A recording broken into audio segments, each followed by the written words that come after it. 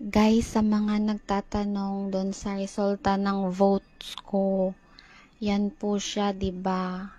Clear naman po na 10 senators po yung binutuhan ko, PDP plus si Honasan at si Gonzales and Duterte Youth Party List. Pero nang chinek ko po sa QR code, ito po yung lumabas. Merong si Brosas, si Bato, marami, si Cayetano, si Lito Lapid.